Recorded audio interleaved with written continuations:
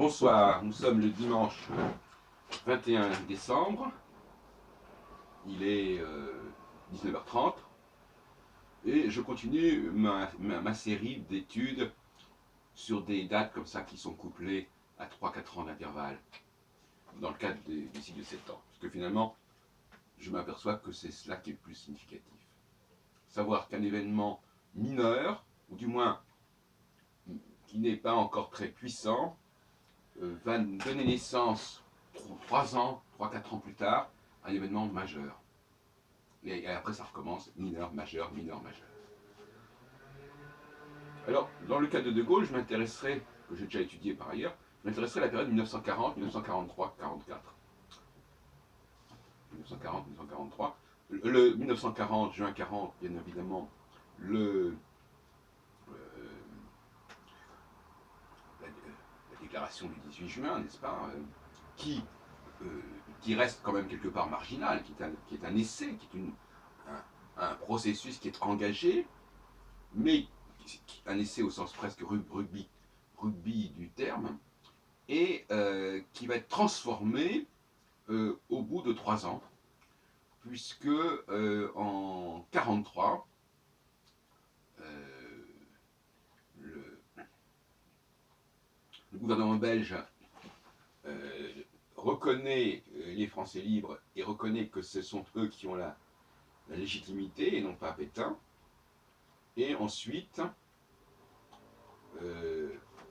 en mai 1943, De Gaulle prend pied à Alger et le Comité national français fusionne avec le commandement en chef français civil et militaire dirigé par Giraud, pour donner naissance au Comité français de libération nationale, dont Giraud et De Gaulle sont coprésidents. Donc, bon, on peut continuer ensuite, que De Gaulle ensuite va marginaliser Giraud, mais, voyez-vous, cette rencontre entre Giraud et De Gaulle, qui d'ailleurs a été photographiée, on a une photo sur Wikipédia de cette rencontre, nous avons Saturne qui est effectivement tout à fait en phase conjonctionnelle, comme il se doit, à 6 degrés des Gémeaux, donc exactement comme aujourd'hui d'ailleurs, puisque en fin de compte, voilà, c'est 70 ans plus tard, ça fait cette révolution, 10 révolutions de 7 ans, 10 cycles de 7 ans, qui séparent les deux événements. Donc on voit que ce général qui en juin 40 fait sa déclaration, fait son appel du 18 juin, eh bien finalement c'est la semence qui va lui permettre d'avoir ce statut beaucoup plus officiel à partir de 43.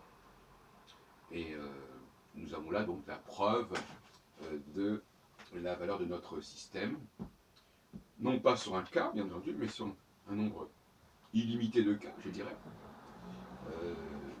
J'invite les chercheurs, les historiens notamment, à collectionner ce genre de binôme. Et c'est une révolution, parce qu'en astrologie, on a presque toujours travaillé sur des prévisions ponctuelles. Dire, voilà, en telle année, il va se passer ceci. Mais moi, ce que je dis, c'est qu'il va se passer ceci, et que ça, c'est un premier temps, et qui ne sera peut-être pas très fort, et il y a un deuxième temps qui sera beaucoup plus fort. Et ça prend modèle quelque part sur le processus de gestation quand un enfant vient au monde, en quelque sorte.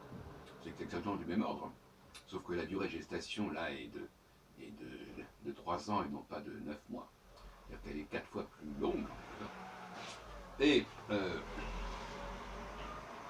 nous avons là une illustration tout à fait éloquente de ce qui peut se passer dans la carrière de quelqu'un, et qui peut lui arriver d'ailleurs plusieurs reprises d'ailleurs en fait. Nous avons d'ailleurs vu sous la Ve République ce qui est des événements du même genre, des configurations du même genre, avec le même De Gaulle, toujours ce fameux délai de 3 ans qui donne une dimension supérieure à un processus initial qui est en lui-même relativement, a un impact relativement moyen, si l'on veut. Même si, rétrospectivement, on aurait tendance effectivement à le grossir.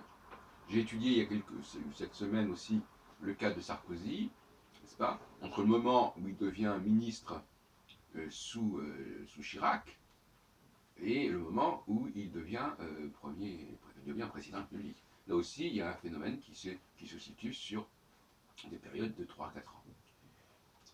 Voilà, donc c'est... Alors, je voudrais quand même terminer en précisant que 3-4 ans, c'est une moyenne, parce que lorsque l'événement a lieu, il n'a pas lieu forcément au début de la phase disjonctionnelle. Hein. Il y a une spatialité du temps, parce que ça concerne des millions de personnes, donc effectivement, tout le monde ne va pas vivre le même phénomène à exactement la même seconde. Il y a une espèce de processus qui se hiérarchise et qui se stratifie, et donc effectivement, 3-4 ans, c'est une moyenne qui tient compte d'un certain nombre de facteurs, mais globalement c'est cela, tout comme on peut dire quelque part que tous les 7 ans, à partir d'un événement X, on a en aval comme en amont des choses qui pourraient être assez comparables. Hein. C'est-à-dire qu'une fois que vous avez un binôme sur une période de temps, vous pouvez ensuite extrapoler à partir de ce binôme pour des périodes précédentes ou pour des périodes postérieures avec des multiples de 7. Bien entendu, le facteur, quand c'est le premier étage de la fusée, le multiple de 7 va concerner des premiers étages, hein, c'est-à-dire des premiers temps, et quand on part du deuxième étage de la fusée, eh bien, tous les multiples de 7 vont concerner des deuxièmes temps. Aussi bien pour la personne concernée que éventuellement pour d'autres personnes. Un cas intéressant également, que j'ai déjà abordé, c'est celui d'Anwar el-Sadat, entre la période de 73, où il y a la guerre des 6 jours, la guerre de Kippour, qui est quand même un coup important porté contre Israël, et puis 3-4 ans plus tard, il y a les accords de Camp David, il y a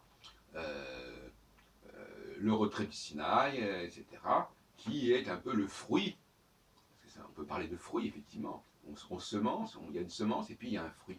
Le fruit vient ensuite. J'aime beaucoup cette notion de fruit d'ailleurs, en toute façon. Le fruit qui a le temps de mûrir, et donc le fruit qui est encore au tout début du processus, quelque chose encore presque indéfinissable en quelque sorte, qui est encore très, très, très flou, très abstrait. Et puis au bout de 3-4 ans, eh bien, il y a le fruit qui sort et qu'on peut cueillir. Et après, il faut ressemer, ainsi de suite.